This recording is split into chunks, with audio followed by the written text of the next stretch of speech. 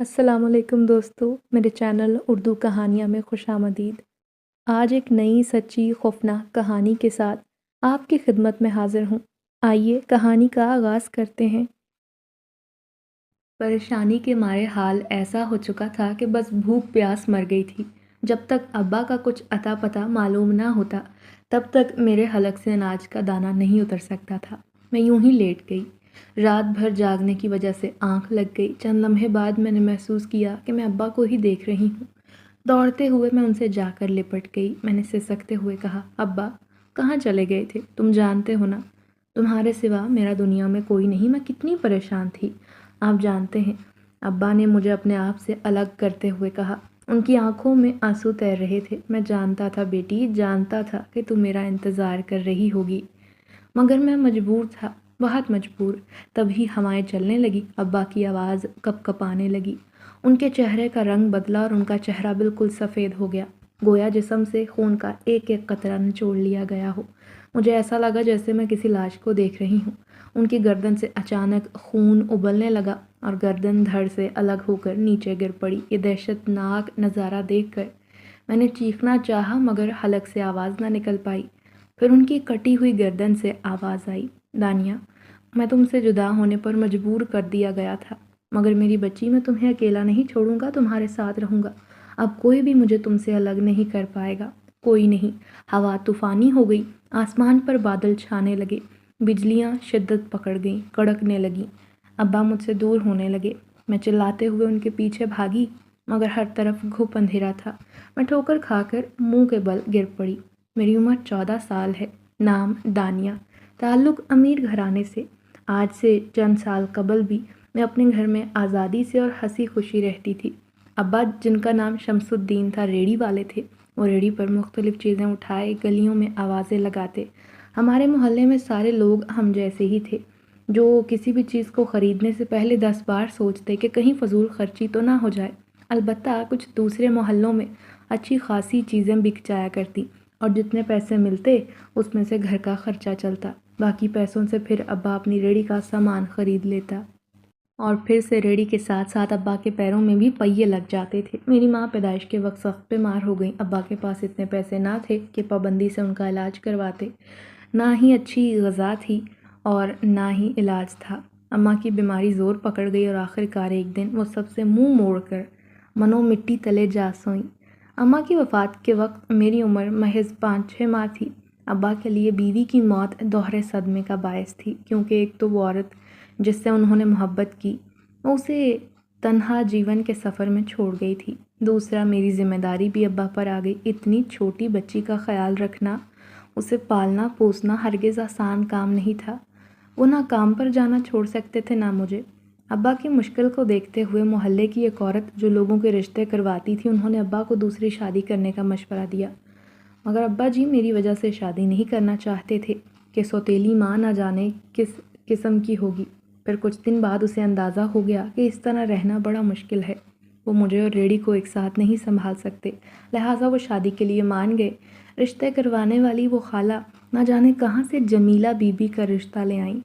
Jamila be be کا شوہر گزر چکا تھا، صرف ان کا ایک بیٹا تھا۔ جب اس سے شادی کی بات کی تو اس نے یہ بات منوا لی کہ اس کا بیٹا بھی ہمارے ساتھ رہے گا۔ وہ عورت خاصی خرانٹ تھی، اس کا رنگ کس قدر سانولا تھا مگر جسم میں بے پناہ کشش تھی۔ ابا کی اس خاتون سے شادی کرنا ہی میرے برے دور کا آغاز تھا، گویا بدترین دور کا۔ کہنے کو تو یہ شادی میرے لیے کی گئی تھی تاکہ میری پرورش اچھی ہو، مگر وہ سوتیلی ماں بن گئی۔ میرا وجود انہوں نے سرے سے ہی نظر انداز کر دیا۔ ان کی ساری محبت اپنے بیٹے کے لیے تھی۔ میں رو رو کر ہلکان ہوتی تب کہیں جا کر فیڈر میرے منہ سے لگاتی۔ باپ گھر پر ہوتا تو رویہ تھوڑا مناسب مگر مکمل طور پر نہیں۔ پھر جوں ہی ابا کام پر نکل جاتا، جمیلہ بی بی اپنی بیزاری اور نخوت کا مظاہرہ کرنے میں 100% آگے بڑھ جاتی۔ میں تھوڑا بڑی ہوئی تو انہوں نے میرے ساتھ مزید برا سلوک کرنا شروع کر دیا۔ صرف 5-6 سال کی عمر میں وہ گھر کا بہت سا کام مجھ سے کرواتی۔ اب تو وہ ابا سے بھی نہیں ڈرتی تھی۔ ایک بار ابا نے میری طرفداری کرتے ہوئے کچھ کہا تو اس عورت نے ہنگامہ کھڑا کر دیا۔ وہ چیخو پکار مچائی کہ توبہ توبہ، بس اس کے بعد بیچارے ابا چپ ہو گئے۔ جمیلہ بی بی کا بیٹا ریاض عرف مجنوں انتہائی خود سر نکھٹو بدتمیز تھا۔ وہ اکثر مجھے مارتا۔ میرے لیے اپنے ہی گھر میں کوئی جگہ نہ بچی تھی۔ میں روتی، کبھی کبھار ابا میرے گال پر تھپڑ کے نشان دیکھتے تو مجھے لپٹا کر پھوٹ کر رو پڑتے۔ بس ان کا پیار ہی اس کڑکتی دھوپ میں میرے لیے جان بخش سایہ تھا، جس کی ٹھنڈی چھاؤں میرے لیے 2 گھڑی سستانے کا کام دیتی۔ مگر میری بدقسمتی کے تارے ابھی بھی گردش میں تھے۔ جب میں 14 سال کی ہوئی تو مجھے ایک شدید اور ناگہانی صدمہ اٹھانا پڑا۔ اس دن ابا کو بہت دیر ہو گئی۔ وہ کبھی مغرب کی نماز سے کچھ دیر پہلے گھر آ جایا کرتے تھے، مگر اس دن بہت دیر ہو گئی۔ میں بار بار دروازہ کھول کر باہر جھانکتی رہی کہ ابا آخر آ کیوں نہیں رہے، کہاں رہ گئے ہیں؟ یا اللہ خیر کرنا میرے ابا کی۔ میں نے ٹہلتے ہوئے دل میں دعا مانگی، تبھی جمیلہ بی بی کی پاٹدار آواز گونجی، ارے دانیہ کہاں مر گئی؟ آٹا کیا تیرا باپ آ کر گوندے گا یا ماں قبر سے اٹھ کر آٹا گوندے گی؟ چل نخرے چھوڑ، آٹا گوند کر دے، ریاض کو بھوک لگی ہے۔ ان کی کڑوی باتوں پر میں نے صبر کے گھونٹ پیے اور چھپر کے نیچے آ گئی جہاں وہ ہانڈی چڑھائے بیٹھی تھی۔ مجھے دیکھ کر اس نے کھا جانے والے لہجے میں کہا، کہاں مر گئی تھی؟ کب سے آوازیں دے رہی ہوں، کان بند ہے کیا؟ میں نے کہا، اماں جی ابا اب تک نہیں آئے، پتہ نہیں اتنی دیر کیوں کر دی ہے۔ جمیلہ بی بی نے غصے سے کہا، ہاں تو کون سا سال گزر گیا ہے اسے گئے ہوئے، آ جائے گا تھوڑی دیر میں۔ وہ ہانڈی میں ڈوئی چلانے لگی۔ میں بجھے ہوئے دل کے ساتھ تھالا لے کر بیٹھ گئی اور آٹا گوندنے لگی۔ وقت گزرتا رہا۔ میں نے آٹا گوند کر ان کے سامنے رکھا تو وہ روٹیاں پکانے بیٹھ گئیں۔ مغرب سے عشاء ہو گئی مگر ابا کا کچھ اتا پتہ نہ تھا۔ اماں اور ریاض کھانا کھا کر سونے کے لیے لیٹنے لگے۔ میں نے ہمت کر کے ایک بار پھر کہا، اماں ابا اب تک نہیں آیا۔ جمیلہ نے بیزاری سے کہا، تو میں کیا کروں، کہیں بیٹھ کیا ہوگا کسی کے ساتھ؟ مگر اس سے پہلے تو ابا کبھی دیر سے نہیں آتے، اگر دیر سے آئیں تو وہ مجھے پہلے بتا کر جاتے ہیں۔ جمیلہ بی بی چارپائی سے اٹھ کر خونخوار نظروں سے بولی، تو میں کیا کروں بتا نا، سڑکوں پر جا کر پاگلوں کی طرح تیرے باپ کو آوازیں لگاؤں؟ کیا کروں میں، مجھے بتا۔ میں سہم کر خاموش ہو گئی۔ جمیلہ بی بی دوبارہ سو گئیں۔ وہ پوری رات میں نے جاگ کر منتظر نگاہوں سے دروازے کو گھورتے ہوئے گزاری۔ گھڑی گھڑی ابا کا انتظار کیا، ابا نہ آیا، نہ اس کی کوئی خبر آئی۔ فجر کی اذان ہوئی تو میں نے اٹھ کر نماز پڑھی، گڑ گڑا کر اپنے باپ کی خیریت کی دعائیں مانگی۔ کچھ سویرا ہوا تو میں باہر آ گئی اور سیدھی چاچا نواز کے گھر پہنچی۔ ان کی ابا سے اچھی دوستی تھی، اکثر وہ اکٹھے ہوتے تھے۔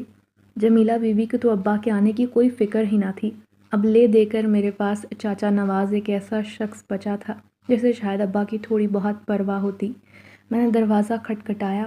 اس کے بیٹے علی نے دروازہ کھولا اور حیران ہو گیا، اتنی صبح تم؟ دانیہ خیر تو ہے نا؟ میں نے نفی میں سر ہلاتے ہوئے کہا، خیر نہیں ہے، ابا کل صبح کے گئے ہیں، اب تک نہیں لوٹے، مجھے ڈر لگ رہا ہے۔ میں رونے لگی۔ وہ مجھے اندر لے گیا۔ چاچا نواز مسجد سے واپس آیا تھا۔ وہ ساری بات سن کر بڑا پریشان ہو گیا۔ بیٹی تو نے مجھے رات کو کیوں نہیں بتایا؟ اب تک تو میں اسے تلاش بھی کر چکا ہوتا۔ میں نے آنسو بہاتے ہوئے کہا، میں کیا کرتی چاچا، گھر میں میرے علاوہ کسی کو فکر ہی نہ تھی۔ میں رات پہ کئی بار اماں سے کہہ چکی مگر انہوں نے پرواہ نہ کی اور مجھے انہوں نے رات کو باہر نہیں نکلنے دیا۔ چاچا نے میرے سر پر شفقت بھرا ہاتھ رکھتے ہوئے کہا، تو فکر نہ کر، میں کوشش کرتا ہوں اسے ڈھونڈنے کی، اللہ نے چاہا تو واپسی پر وہ میرے ساتھ آئے گا۔ کیا اس نے جانے سے پہلے تمہیں یا جمیلہ بی بی کو کچھ بتایا تھا کہ وہ کہاں جا رہا ہے؟ میں نے کہا، نہیں چاچا، بس روز کی طرح ریڑھی پر سبزی لاد کر نکل گئے تھے، انہوں نے ایک بھی حرف نہیں کہا۔ چاچا نواز پرسوچ لہجے میں بولے، میرا یار اتنا غیر ذمہ دار ہے تو نہیں کہ یوں بغیر بتائے اتنی دیر کے لیے کہیں چلا جائے؟ خدا نہ خواستہ کہیں۔ میری روحانسی شکل دیکھ کر انہوں نے اپنا جملہ ادھورا چھوڑ دیا اور مجھے ہمت دیتے ہوئے کہا، دانیہ بیٹا پریشان نہ ہو، میں اسے ڈھونڈ کر دم لوں گا، تو بس اللہ سے اس کی خیر و عافیت سے ہونے کی دعا مانگ۔ یہ کہہ کر وہ نکل گئے۔ میں بھی اپنے گھر چلی آئی اور بے چینی سے چاچا کی طرف سے کسی آنے والی خبر کا انتظار کرنے لگی۔ وقت تیزی سے گزرتا گیا۔ اب شاید میری سوتیلی ماں کو بھی فکر ہونے لگی تھی، جب ہی وہ بھی یہاں سے وہاں ٹہلنے لگی۔ میں نے بتایا کہ میں ان کے دوست کو ابا کو ڈھونڈنے کا کہہ کر آئی ہوں۔ اس نے کچھ کہا نہیں تھا مگر اس کی حرکات و سکنات گواہی دے رہی تھیں کہ وہ بھی میری طرح مضطرب ہیں۔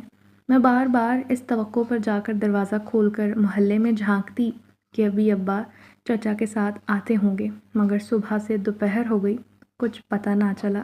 بے چین ہو کر میں 2 بار چچا کے گھر گئی، دروازے پر دستک دی، علی سے پوچھا کہ چچا گھر تو نہیں آئے؟ اس نے کہا نہیں، اب تک نہیں آئے۔ میں مایوس ہو کر پلٹنے لگی۔ علی نے جلدی سے میرا ہاتھ تھامتے ہوئے کہا، تم فکر نہ کرو دانیہ، میں ہوں نا تمہارے ساتھ۔ میں نے مڑ کر اس کی طرف دیکھا۔ وہ مجھ سے 3 سال بڑا تھا۔ اس وقت میں 14-15 سال کی تھی، مگر جس ماحول میں رہتی تھی اس نے مجھے اپنی عمر سے بڑا سوچنا سکھا دیا تھا۔ علی کی آنکھوں میں چھپی محبت میرے لیے انجان نہیں تھی، مگر میرا گلی میں یوں کھڑے ہونا مناسب نہیں تھا۔ میں نے فوراً اپنا ہاتھ چھڑایا اور کچھ کہے بغیر گھر کو آ گئی۔ اس دن میں نے ریاض کی دھمکیوں اور گالیوں کے باوجود کھانا نہیں پکایا۔ جمیلہ بی بی نے نہ جانے کیا سوچ کر ہانڈی روٹی خود کر لی۔ میرے سامنے کھانا رکھ کر شاید زندگی میں پہلی بار نرم لہجے میں بولی، دانیہ تو کھانا کھا لے، تو نے رات کو بھی نہیں کھایا، تیرا باپ آ جائے گا۔ یہ کہہ کر وہ چلی گئی، مگر میں نے کھانے کو ہاتھ نہ ہی لگایا۔ میری تو بھوک پیاس مر گئی تھی۔ جب تک ابا کی کوئی خبر نہ ملتی، میرے تو حلق سے نوالا نہیں اترنے والا تھا۔ میں ایسے ہی لیٹ گئی۔ پوری رات جاگنے کی وجہ سے آنکھ لگ گئی۔ چند لمحے بعد میں نے محسوس کیا کہ میں ابا کو دیکھ رہی ہوں۔ میں دوڑ کر ان سے جا لپٹی اور سسکتے ہوئے کہا، ابا تم کہاں چلے گئے تھے؟ جانتے ہو نا، تمہارے سوا میرا اس دنیا میں کوئی نہیں۔ میں کتنی پریشان تھی۔ ابا نے مجھے خود سے الگ کرتے ہوئے کہا، میں جانتا تھا بچی، میں جانتا تھا تو میری انتظار کر رہی ہوگی، مگر بس میں مجبور تھا۔ تبھی ہوا چلنے لگی۔ ابا کی آواز کانپنے لگی۔ ان کے چہرے کی رنگت ہی بدل گئی تھی۔ ان کا چہرہ اچانک بالکل سفید پڑ گیا، بالکل ایسے جیسے کسی نے خون سے ایک ایک قطرہ نچوڑ لیا ہو۔ پھر اچانک ان کی گردن دھڑ سے الگ ہو کر نیچے گری اور خون ابلنے لگا۔ یہ دہشتناک نظارہ دیکھ کر میں نے چیخنا چاہا، مگر حلق سے آواز نہ نکل پائی۔ پھر ان کی کٹی ہوئی گردن سے آواز آئی، دانیہ مجھے تجھ سے جدا ہونے پر مجبور کیا گیا ہے میری بچی، میں تجھے اکیلا نہیں چھوڑوں گا، وعدہ کرتا ہوں، تمہارے ساتھ رہوں گا۔ اب کوئی مجھے تم سے الگ نہیں کر سکے گا، ہرگز نہیں۔ ہوائیں تیز ہو گئی، آسمان پر بادل چھانے لگے، بجلیاں کافی شدت سے کڑکنے لگی۔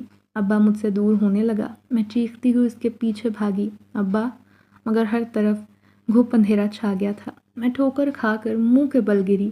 اچانک میں نے کسی کو اپنے چہرے پر تھپڑ مارتے ہوئے محسوس کیا۔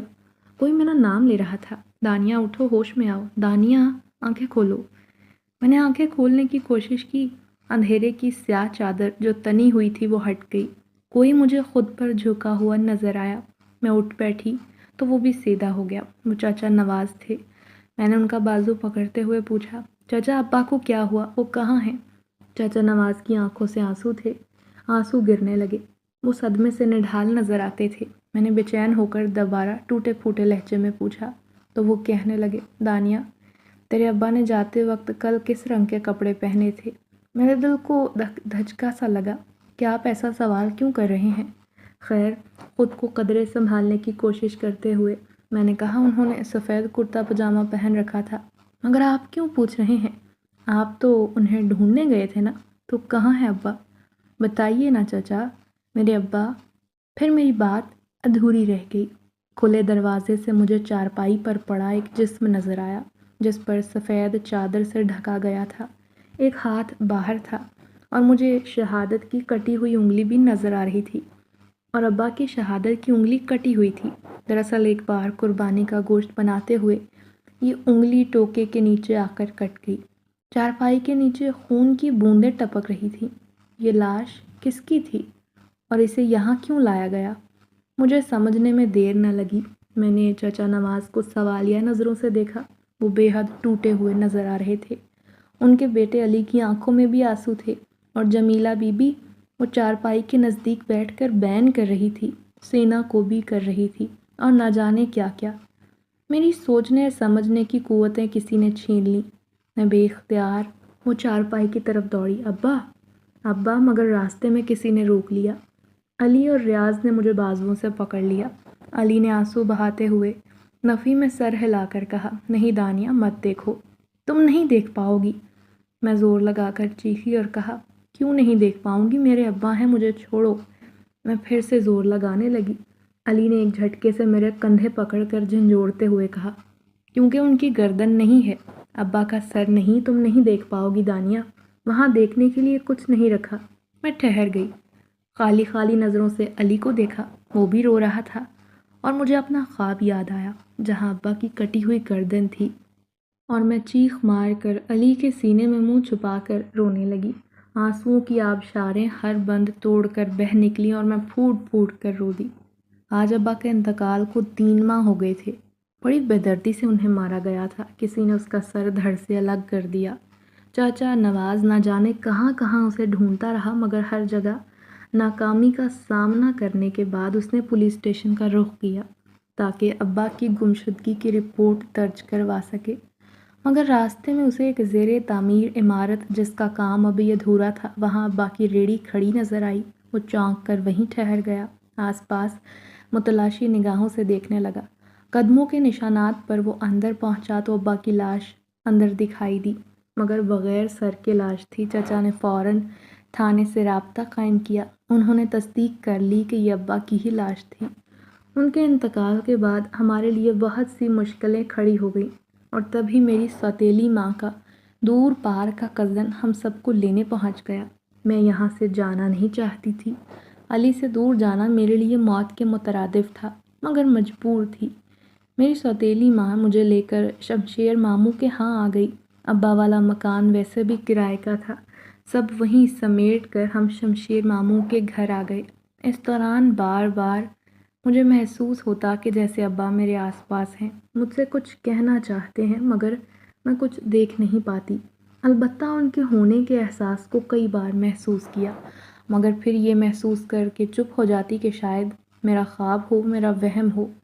خیر، آخر ابا کو اتنی بے رحمی سے کسی نے کیوں مارا تھا؟ وہ تو ایک عام سیدھے سادے انسان تھے نا۔ کسی سے دشمنی تو دور کی بات، انہوں نے تو کبھی کسی سے تلخ والے لہجے میں بات بھی نہ کی تھی۔ پھر اس قدر بری دشمنی، اس قدر خونی دشمنی کہ اگلے نے ان کی جان ہی لے لی۔ نہ صرف جان سے مارا، بلکہ ان کا سر بھی کہیں غائب کر دیا۔ پولیس نے بہت دور تک علاقہ چھان مارا تھا، مگر پولیس کے ہاتھ کچھ نہ آیا۔ اس وقت میں انہی سوچوں میں گم تھی، نہ جانے کب سو گئی۔ غنودگی کے عالم میں اپنے آس پاس میں نے کسی کو محسوس کیا۔ آنکھیں کھول دیں اور سامنے دیکھتے ہی میرے آنکھیں حیرت کے مارے پھٹی کی پھٹی رہ گئیں۔ سامنے ابا تھے، دیوار سے ٹیک لگائے، اداسی کے عالم میں چھت کو گھور رہے تھے۔ ان کے جسم پر وہی سفید کپڑے تھے جو آخری دن گھر سے جاتے ہوئے انہوں نے پہن رکھے تھے۔ میں نے کانپتی آواز میں انہیں پکارا، مگر کوئی جواب نہ آیا۔ وہ یوں ہی چھت کو دیکھتے رہے۔ میں نے یہ منظر چند لمحے تک دیکھا، پھر وہاں کوئی بھی نہ تھا۔ میں گھبرا کر چلاتی ہوئی باہر بھاگی، اماں! اماں! جمیلہ بی بی اس وقت باہر شمشیر کے ساتھ بیٹھی تھی۔ مجھے یوں چلاتے دیکھ کر ناگواری سے پوچھا، کیا ہو گیا ہے؟ کتے لگ گئے ہیں کیا تیرے پیچھے، جو یوں بدحواس ہو کر بھاگتی آ رہی ہے؟ میں نے پھولی سانسوں سے کہا، اماں، میں نے ابا کو دیکھا ہے، ابا کو۔ جمیلہ بی بی اور شمشیر کے چہرے پر خوف پھیل گیا۔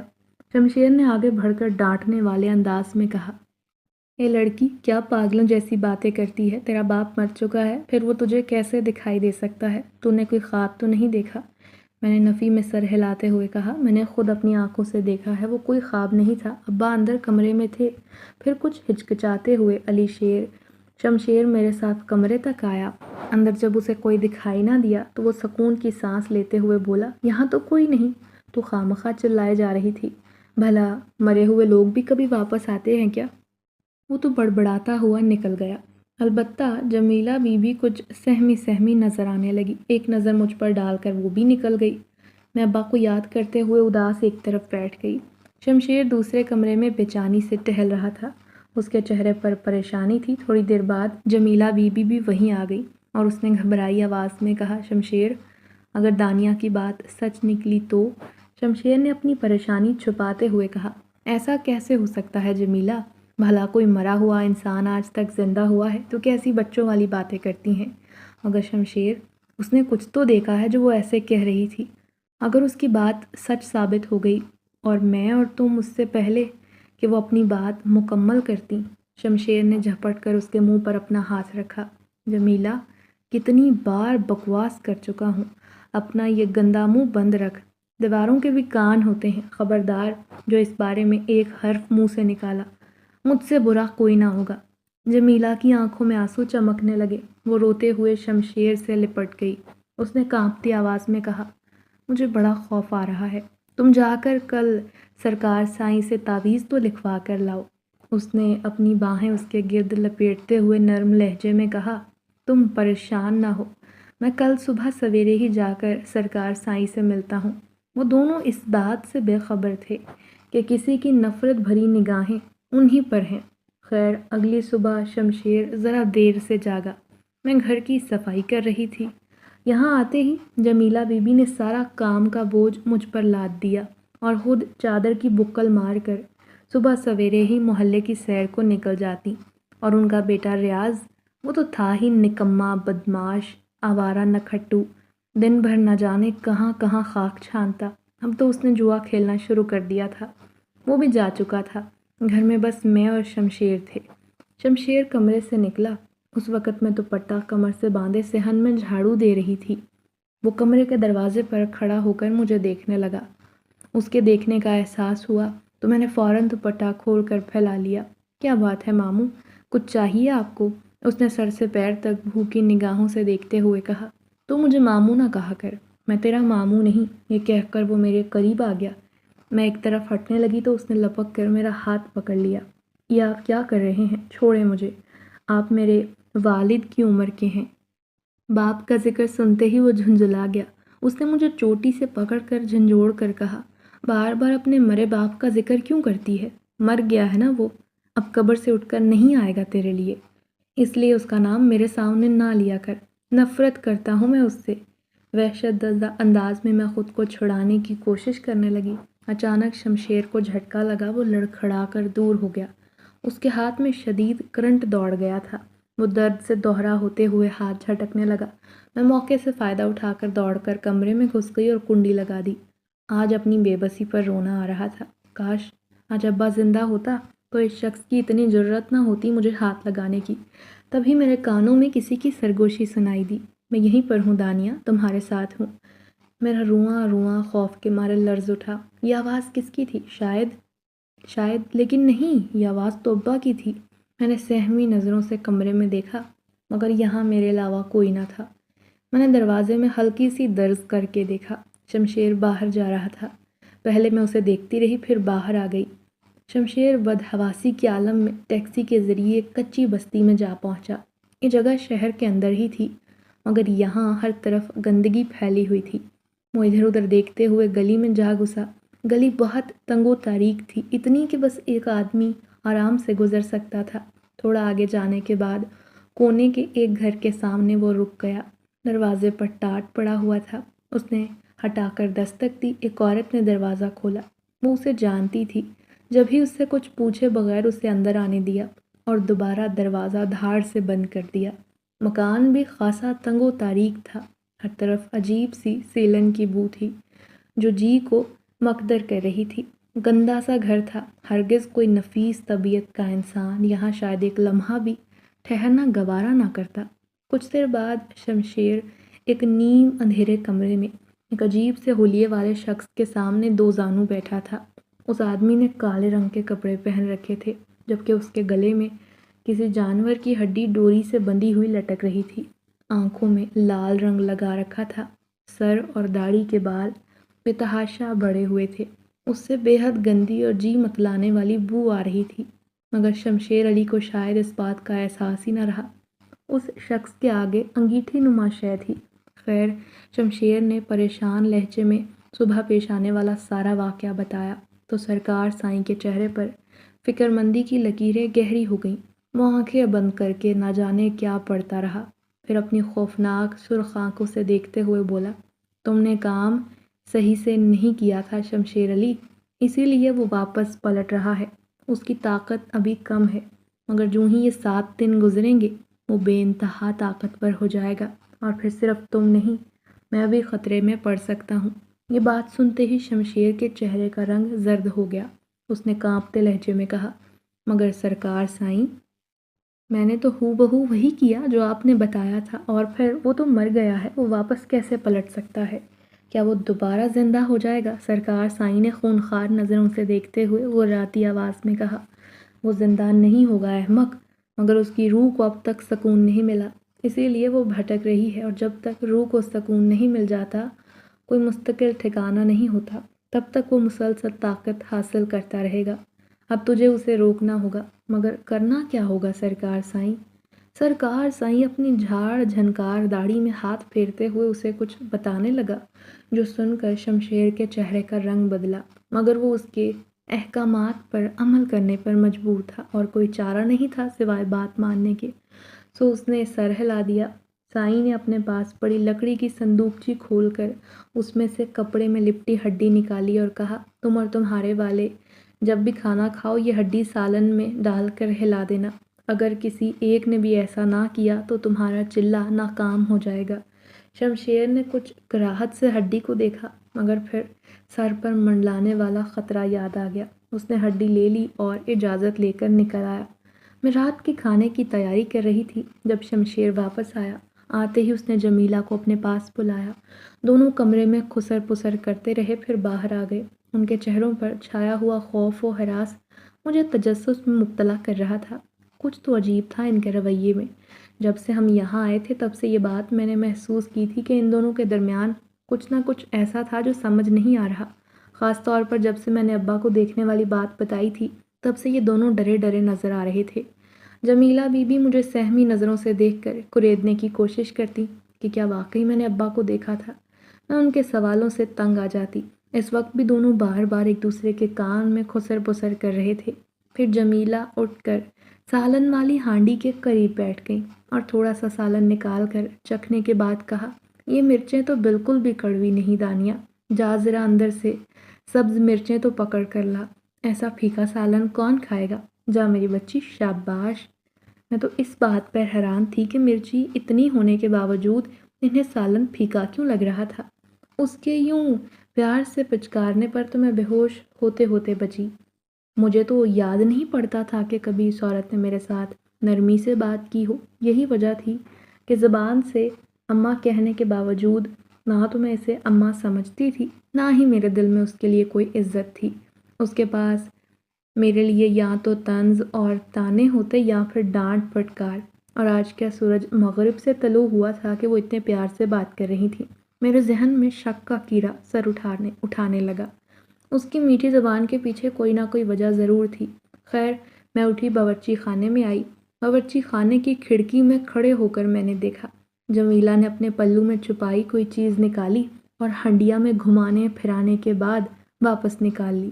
اس کے بعد وہ کھڑی ہو گئی اور مجھے آواز لگا کر بولی، دانیہ مرچیں نہ لا، ٹھیک ہے، بس سالن بالکل ٹھیک ہے۔ میں الجھتے ہوئے اس کے رویے کو سوچنے لگی، نہ جانے اس نے کیا ڈالا تھا۔ میں نے فیصلہ کر لیا کہ میں وہ نہیں کھاؤں گی۔ باہر آئی، سب کے کھانے کا وقت ہو رہا تھا، سب اکٹھے زمین پر دری بچھا کر کھاتے۔ ریاض بھی اپنی آوارہ گردی سے فرصت پا کر آ گیا تھا۔ اس کے آتے ہی جمیلہ بی بی نے حکم دیا کہ کھانا لگایا جائے، اور پھر جوں ہی سب کھانے کو بیٹھے ایک ایسا واقعہ رونما ہو گیا جس کی شاید کسی کو توقع نہ تھی۔ سالن کا ڈونگا اچانک اچھلا اور سیدھا شمشیر پر جا گرا۔ گرما گرم سالن نے اسے جلا ڈالا۔ وہ تکلیف سے تڑپ کر چلا اٹھا، سب گھبرا گئے۔ اس دن کسی نے کھانا نہ کھایا۔ شمشیر اچھی خاصی اذیت میں مبتلا تھا۔ اسے اور جمیلہ کو پریشان اور تکلیف میں دیکھ کر مجھے بڑی خوشی ہوئی، مگر میں نے اپنی خوشی کو کسی پر ظاہر نہ کیا۔ میں اپنے کمرے میں آ گئی، دروازے کو اچھے سے بند کیا، لیٹ گئی۔ آج ابا بڑے یاد آ رہے تھے۔ ایصال ثواب کی خاطر لیٹے لیٹے سورۃ اخلاص پڑھنے لگی۔ کچھ دیر بعد میں نے دوبارہ وہی کیفیت محسوس کی۔ مجھے واضح طور پر لگ رہا تھا کہ کوئی میرے قریب بیٹھا ہے، مگر ڈر کی وجہ سے میں آنکھیں نہ کھول رہی تھی، نہ ہی ادھر ادھر دیکھ رہی تھی۔ کچھ لمحے بعد مجھے نیند آ گئی۔ دوسرے کمرے میں شمشیر علی اور جمیلہ بے حد پریشانی کے عالم میں بیٹھے تھے۔ جمیلہ نے سہمی آواز میں کہا، شمشیر مجھے بہت ڈر لگ رہا ہے، سرکار سائیں کی بات پر عمل نہیں ہو سکا، اب کیا ہوگا؟ اس کی بات پر شمشیر علی نے تھکے تھکے لہجے میں کہا، اب بس وہ آخری عمل ہی بچتا ہے، مگر اس کے لیے مجھے 2 دن انتظار کرنا ہوگا، اس کے علاوہ اب ہم کچھ نہیں کر سکتے۔ وہ دونوں بھی اندیشوں میں گہرے سونے کو لیٹ گئے۔ رات کے کسی وقت ان کی آنکھ کھلی، دروازے پر دستک ہو رہی تھی۔ جمیلہ ڈر کر شمشیر سے لپٹ گئی۔ اس نے الجھے ہوئے انداز میں سرگوشی کی، اس وقت کون ہو سکتا ہے؟ جمیلہ نے کہا، مجھے کیا پتا، تمہیں دروازہ نہیں کھولنا چاہیے۔ شمشیر بھی اس کے خیال سے متفق تھا، مگر دروازہ دوبارہ کھٹکھٹایا گیا۔ 3-4 بار ایسا ہوا تو مجبوراً شمشیر نے اٹھ کر دروازہ کھولا، مگر باہر کوئی بھی دکھائی نہ دیا۔ وہ دوبارہ دروازہ بند کرنے لگا، مگر تبھی کسی نے اسے پکارا، شمشیر علی۔ نہ جانے کس احساس کے تحت وہ باہر نکل گیا۔ اگر اس کے بس میں ہوتا تو وہ کبھی نہ جاتا، مگر ایسا محسوس ہو رہا تھا جیسے کوئی انجانی طاقت اسے باہر دھکیل رہی ہے۔ وہ باہر صحن میں پہنچ کر ادھر ادھر دیکھنے لگا۔ صحن خالی تھا۔ وہ واپس پلٹنے لگا، اچانک ٹھٹک کر رکنے پر مجبور ہو گیا۔ اس کے سامنے کوئی سفید لباس میں کھڑا تھا جس کا رخ دوسری طرف تھا۔ شمشیر نے کانپتی آواز میں پوچھا، تم کون ہو؟ وہ شخص وہیں پر کھڑا رہا۔ شمشیر نے دوبارہ پوچھا، ارے بولتے کیوں نہیں؟ کون ہو تم؟ اس بار اس شخص کی گردن پیچھے کی طرف پلٹ گئی، البتہ باقی جسم اسی حالت میں کھڑا رہا۔ گردن سے خون بہہ رہا تھا۔ شمشیر اسے پہچان کر سن سا رہ گیا۔ وہ شمس الدین ہی تھا، میرا باپ۔ شمشیر نے پھٹی پھٹی آنکھوں سے اسے دیکھتے ہوئے کہا، تم یہاں؟ ابا نے زہریلی مسکراہٹ کے ساتھ کہا، ہاں شمشیر، یہ میں ہی ہوں، مگر تو مر گیا تھا نا؟ ابا کی کٹی گردن سے عجیب بے ہنگم ہنسی کی آواز آئی، تم نے مجھے مار دیا تھا، مگر میں ان سے حساب کتاب لیے بغیر نہیں جاؤں گا۔ شمشیر یہ کہتے ہوئے ابا کی طرف بڑھا تو شمشیر کے ہوش اڑنے لگے۔ اس نے بھاگنے کی کوشش کی، مگر ایسا لگا جیسے زمین نے اس کے قدم جکڑ لیے ہوں۔ اس نے چیخنا چاہا، مگر حلق سے آواز نہ نکل پائی۔ ابا نے ایک جھٹکے سے اسے گردن سے دبوچا، اور پھر کب اس کی گردن کسی نازک لکڑی کی طرح ٹوٹ گئی پتہ بھی نہ چلا۔ اس کے بعد جمیلہ کی باری آ گئی۔ وہ تو پہلے ہی ڈر سے مرتی جا رہی تھی۔ جب اس نے ابا کو اپنی طرف آتے ہوئے دیکھا تو پاگلوں کی طرح چیخی اور زندگی کی بھیک مانگنے لگی، مگر اسے بھی اپنے کیے کا حساب دینے کا وقت آ ہی چکا تھا۔ اس کی چیخوں اور منتوں نے مجھے جاگنے پر مجبور کر دیا، اور جمیلہ کی باتوں سے مجھے سارا معاملہ سمجھنے میں دیر نہ لگی۔ در حقیقت ابا کی اس ظالم وحشیانہ موت کے ذمہ دار جمیلہ بی بی اور شمشیر ہی تھے۔ شمشیر کے جمیلہ سے ناجائز خفیہ تعلقات تھے۔ جمیلہ کے اکسانے پر اس نے ابا کی جان لی تھی، اور اس کے بعد سرکار سائیں کے کہے کے مطابق ابا کی گردن کو کہیں اور لے جا کر چھپا کر دفن کر دیا تھا۔ انہیں اس پر ایک خصوصی عمل کرنا تھا، مگر قدرت نے انہیں سزا دینے کے لیے ابا کی روح کو مہلت دے دی، اور اس رات جمیلہ اور شمشیر علی ہی نہیں، سرکار سائیں نام کا وہ گندا خبیث جادوگر بھی اپنے انجام تک پہنچ گیا۔ ابا نے مجھے بتایا تھا کہ ان کا سر کہاں دفن تھا۔ کم بختوں نے امیر ہونے کے لیے اس کے ساتھ کالے جادو کا ایک تعویذ لکھ کر باندھ دیا تھا۔ میں نے چچا نواز کے گھر جانے کے بعد ساری حقیقت انہیں اور علی کو بتا دی۔ سب کچھ جاننے کے بعد دونوں نے میرا ساتھ دینے کا عہد کر لیا، اور ابا کی نشاندہی کرنے والی جگہ سے ہم نے خاموشی سے ان کا سر نکال لیا۔ تعویذ کو پانی میں بہانے کے بعد سر کو غسل دے کر ان کی لاش کے ہمراہ دفنا دیا گیا۔ اس دن کے بعد ابا مجھے نظر نہیں آئے۔ شاید ان کی روح کو سکون مل چکا تھا، اور ان کی روح اپنے اصل ٹھکانے کی طرف روانہ ہو گئی تھی۔ اس کے بعد میں چچا نواز کے گھر پر رہنے لگی۔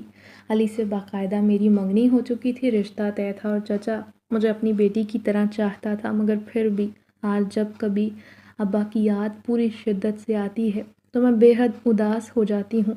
ہر ایک چیز اسی طرح یاد آ جاتی ہے جیسے ابا زندہ تھے،